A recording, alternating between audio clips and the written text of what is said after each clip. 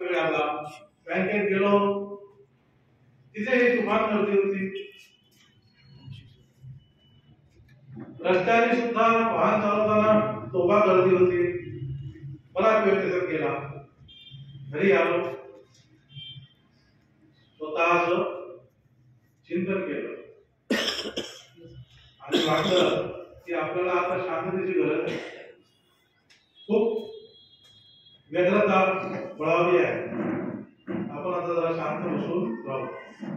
म्हणून वर गेलो आणि सोफ्यावर बसून राहिलो, शांती मिळावी म्हणून. पण कशाची शांती मिळणार? शांती माझ्याशी बोलायला लागली. खरं तर शांतते इतकं बोलतोय या जगात दुसरं काही नसेल. जेव्हा एखादा माणूस वैतागतो ना आणि म्हणतो की मला जरा आता शांत बसू द्यावं, तेव्हा खरं तर समजायचं की त्याला खूप काही बोलायचं आहे, स्वतःशी बोलायचं आहे आणि इतरांशी सुद्धा बोलायचं आहे.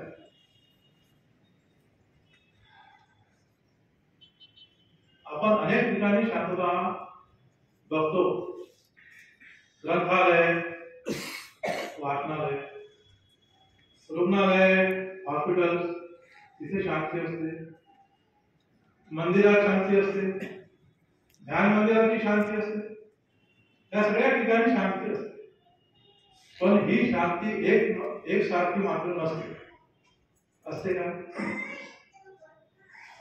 ग्रंथालयाची शांती असते, त्याच्यामध्ये गांभीर्य असते. रुग्णालयाच्या शांतीमध्ये चिंता, धास्ती, कसं होईल, काय होईल, ही असते. आणि स्मशानातल्या शांततेमध्ये दुःखाचे पड असतात, आठवणींचे उमाळे असतात.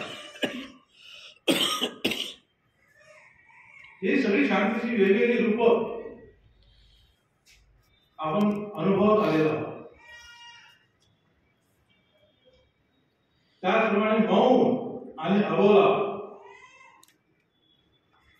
ह्यातून सुद्धा शांती मिळत असते.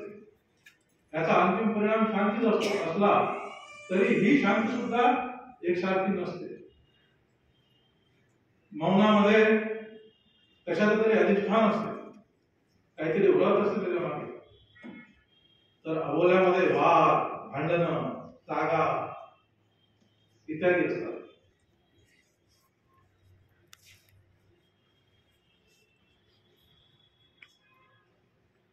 सुप्त वेदोक्त असो, कोणतेही असो, त्याच्यामध्ये शांतीपाठ प्रथम केला जातो.